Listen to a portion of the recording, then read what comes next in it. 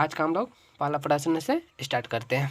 तो ये रहा आज का पहला प्रश्न। इसमें बोल रहा है 1 नंबर क्वेश्चन है, कह रहा है कि मूल बिंदु का नियमक क्या होता है। तो मूल बिंदु का नियमक जो होता है 0,0 होता है, ठीक है ना। वैसे भी आपका जो है 14 फरवरी से एग्ज़ाम स्टार्ट है, तो आपको अब मेहनत करना चाहिए। अगर ना पढ़े हैं तो, और अगर पढ़े हैं तो और बेहतर बात है, आपको क्या करना है, प्रैक्टिस करते रहना, ठीक है।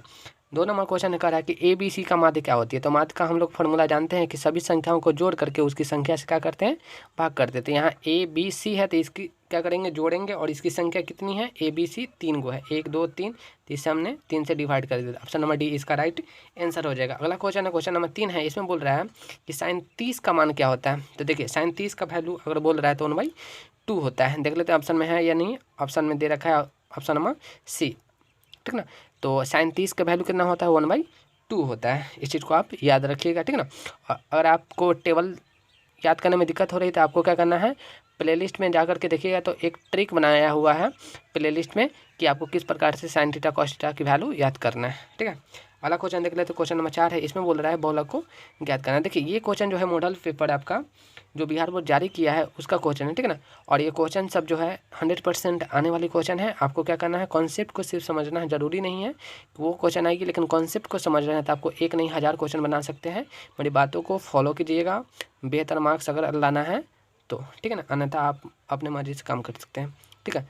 यहाँ पे जो क्वेश्चन है 0 है 4 0 3 2 3 6 3 8 का बहुलक हमको क्या करना है, निकालना है। तो यहाँ पे अगर बहुलक की बात किया जाए तो जो बार बार आती है वही मेरा बहुलक कहलाती है।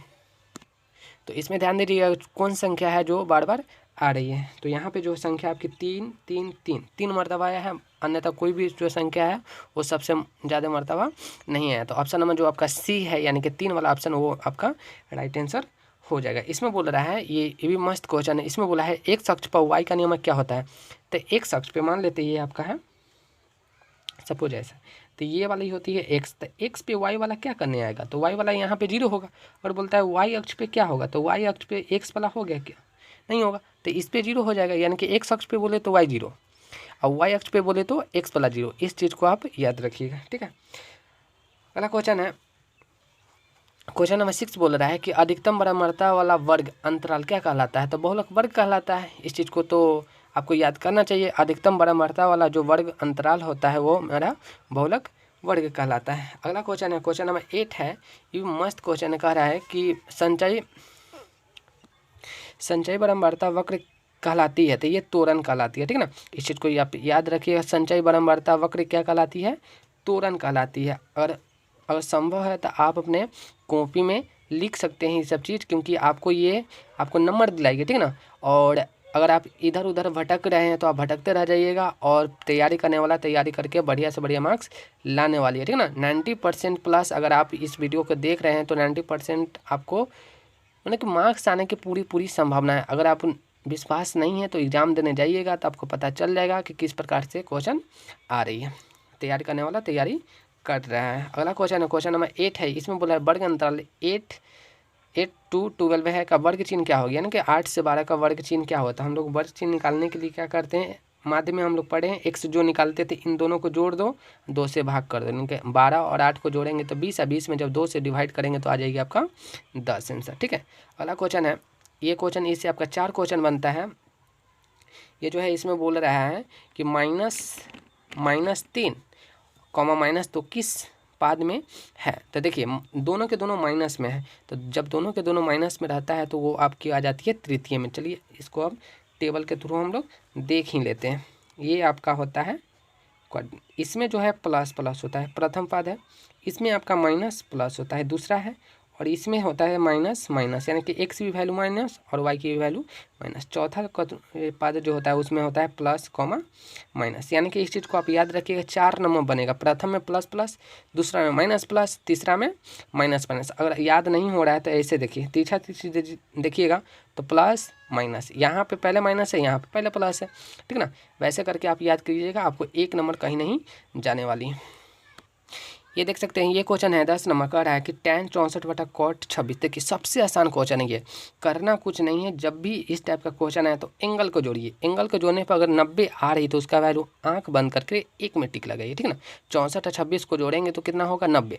अगर आपको प्रोसेस जानना है, प्रोसेस अगर जानना है तो tan 64 है, कॉट 26, इन दोनों में से किसी एक को चेंज करना चाह रहे हो, करना पड़ता है। यानी कि tan है तो tan लिखेंगे, 64 है तो 64 लिखेंगे। मान के चलो हम कॉट को चेंज करना चाह रहे हैं तो कॉट को लिख सकते हैं कॉट। 26 को क्या लिख सकते हैं हम, 26 को 90 माइनस में 64 लिख सकते हैं, क्योंकि 90 में से जब 64 को घटाएंगे तो क्या आएगी, 26 आएगी। तो अगला स्टेप क्या बन जाएगा मेरा, tan 64 तो ऊपर है, tan 64 क्या है आपका ऊपर है, ठीक ना, ध्यान दीजिएगा। और एक फार्मूला होता है कॉट 90 माइनस थीटा क्या होती है, tan थीटा, तो tan हो गया 64। आप लोग को पता है कि सेम चीज़ से जब सेम चीज़ में भाग देते हैं तो रिजल्ट क्या होती है, 1 होती है। क्लियर है, इस प्रकार से आप कर सकते हैं। क्वेश्चन नंबर 11 है, इसमें बोल रहा है कि अर्धगोले का पूर्ण पृष्ठ क्षेत्रफल क्या होता है। तो अर्धगोले का पूर्ण पृष्ठ क्षेत्रफल बोला है, तो अर्धगोले का पूर्ण पृष्ठ क्षेत्रफल 3πr² रहता है। यहाँ पे बोला है एक शब्द बोला है पूर्ण पृष्ठ क्षेत्रफल, अगर डायरेक्ट बोलता है पृष्ठ क्षेत्रफल तो आप आंसर लगाते हैं 2πr² में, ठीक है ना। थोड़ा सा नहीं आप लोग कॉन्सेप्चुअल अगर क्वेश्चन आ रही है तो थोड़ा सा नहीं कॉन्सेप्ट को भी जानना जरूरी है। अगला क्वेश्चन है, बोल रहा है एल्गोरिदम विभाजन विधि से एक तकनीक है, यानी कि भाग एल्गोरिदम से हम लोग क्या निकालते हैं, तो मौसा निकालते हैं, a बराबर में BQ प्लस R जो होती है फार्मूला। अगला क्वेश्चन है, चक्रीय चतुर्भुज के सम्मुख कोणों का योगफल कितना होता है। तो देखिए चक्रीय चतुर्भुज का मतलब होता है कि उसके सम्मुख कोणों का योग जो होगा ना 180 डिग्री होगा। इस चीज़ को आप याद रखिए, ये क्वेश्चन पता नहीं कितने मरते रिपीटेड है, ठीक है ना। ये सब क्वेश्चन जो है आपको बार बार पूछी जाती है, आपसे भी पूछी जाएगी, क्योंकि बिहार बोर्ड के पास में क्वेश्चन है कहाँ से वो लाएगा, NCERT भारतीय भवन प्रैक्टिस सेट, इसी से तो क्वेश्चन लाएगी वो, ठीक है। अगला क्वेश्चन है, कह रहा है कि किसी दिए गए बिंदु से वृत्त पर स्पर्श रेखा खींची जा सकती है। तो 2, देखिए किसी बिंदु से हम लोग वृत्त पर जो है स्पर्श रेखा मात्र 2 खींच सकते हैं, ठीक है। इस चीज़ को आप याद रखिए, कितने वृत्त स्पर्श रेखा 2, और दोनों स्पर्श रेखा की लंबाई हमेशा बराबर होती है। तो ये भी एक क्वेश्चन बनता है कि स्पर्श रेखा की लंबाई बराबर होती है, आधी होती है, दोगुनी होती है, या फिर इनमें से कोई नहीं। तो आप आंसर लगाइएगा बराबर में, ठीक है ना। तो एक बिंदु से 2 स्पर्श, अगर सिर्फ बोला जाए कि वृत्त पे कितने स्पर्श रेखा खींची जा सकती है तो याद रखिएगा अनंत, यानी कि अनगिनत, बहुत ज़्यादा, ठीक है। अगला क्वेश्चन है, क्वेश्चन नंबर ये आपका रहा 15। इसमें बोल रहा है कि किसी प्रयोक्ता का अधिकतम मान क्या हो सकता है। तो अधिकतम मान आप टिक लगाइएगा 2 में, रॉन्ग, ठीक है ना, आप लगाइएगा 1 में टिक, क्योंकि अधिकतम मान 1 होता है, न्यूनतम मान 0 होता है। जब भी प्रयोक्ता का क्वेश्चन आती है उसका आंसर आप लोग निकालते हैं तो 0 और 1 के बीच में ही आता है। आप लोग सोच रहे होंगे कि मेरा आंसर कभी कभी ना 12/13 आ जाता है, ये कैसे हो गया। तो जब भाग दीजिएगा ना तो 0 पॉइंट समथिंग ही आएगी, यानी कि 0 पॉइंट ही आता है। भाग कभी करके देख लीजिएगा, ठीक है, इस चीज़ को आप याद रखिए। अगला क्वेश्चन है, क्वेश्चन नंबर 16 कह रहा है कि एक घात वाला समीकरण क्या कहलाता है। तो एक घात वाला रैखिक कहलाता है, 2 घात वाला द्विघात कहलाता है, और 3 घात वाला त्रिघात कहलाता है, और जिसका कोई घात नहीं होता है वो आपका शून्य घाती कहलाता है, ठीक है। तो इस प्रकार से आप लोग पढ़ रहे हैं तो बढ़िया से बढ़िया मार्क्स आने वाली है, ठीक ना। इधर उधर भटकने की कोई ज़रूरत नहीं है, अंश यूट्यूब पे पढ़ाया जा रहा है आपको उलझाने के लिए। आपको क्या करना है, कलम कॉपी हाथ में लेना है और लिखते जाना है, कॉन्सेप्ट को समझते जाना है, ठीक है ना। और ज़्यादा से ज़्यादा प्रैक्टिस कीजिएगा आपको, क्योंकि देखिए लिखने वाली बात आती है तो वहाँ पे तो लोग कुछ भी लिख करके पास हो जाते हैं, बट मैथ में ऐसा नहीं होता है। मैथ में आपको लिखना पड़ेगा, साथ में बनाना पड़ेगा, कॉन्सेप्ट को समझना पड़ेगा, फार्मूला को याद करना पड़ेगा, अन्यथा आपको दिक्कत का सामना करना पड़ जाएगा। अगला क्वेश्चन है, क्वेश्चन नंबर 17 है। इसमें बोल रहा है साइन 90 माइनस थीटा बटा में कॉस 90 माइनस थीटा। तो देखिए साइन 90 माइनस थीटा क्या देती है, कॉस थीटा, और कॉस 90 माइनस थीटा क्या देगी, साइन थीटा, ठीक ना। तो कॉस बाई साइन क्या होती है, कॉस बाई साइन कॉट होती है। तो ऑप्शन नंबर बी आपका राइट आंसर हो जाएगी। क्लियर है, इस प्रकार से आप लोग कर सकते हैं। अगला क्वेश्चन है, क्वेश्चन नंबर 18 बोल रहा है कि किसी समकोण त्रिभुज में कर्ण का वर्ग शेष अन्य 2 भुजाओं के वर्गों के क्या होते हैं। तो योगफल के बराबर होते हैं, ठीक है ना। इसमें बोला है अन्य भुजाओं के होता है तो योगफल के क्या होती है, बराबर होती है। इस चीज़ को आप याद रखिएगा, ठीक है। अगला क्वेश्चन है, ये आपका थेल्स प्रमेय पे आपका ये क्वेश्चन है, कह रहा है कि बगल की आकृति में DE है समानांतर BC के, तो x की वैल्यू क्या होगी। तो देखिए बहुत अच्छा क्वेश्चन है। हम लोग को पता है कि जब एक भुजा के समानांतर कोई रेखा खींची जाती है तो अन्य 2 भुजा अपने ही अनुपात में क्या हो जाती है, विभाजित हो जाती है। इसका मतलब AD बटा BD बराबर हो जाएगा AE बटा में EC, ठीक है। इस वाले पे इसको क्या करेंगे, सेट करेंगे। तो AD की वैल्यू है x और BD की वैल्यू है 4, बराबर है तो बराबर, फिर AE की वैल्यू 4 है और EC की वैल्यू क्या है एक्स है, तो एक्स से एक्स में मल्टीप्लाई करेंगे यानी कि क्रॉस मल्टीप्लिकेशन, तीछा तीछी गुना।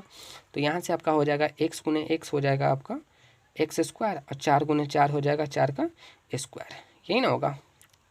कौन से 4 को 2 मरते गुना करेंगे, अब स्क्वायर हटेगी तो रूट चढ़ेगी, तो एक्स बराबर हो जाएगा 4 का स्क्वायर रूट में, तो आंसर आपका 4 आएगा। ऑप्शन में है या नहीं है?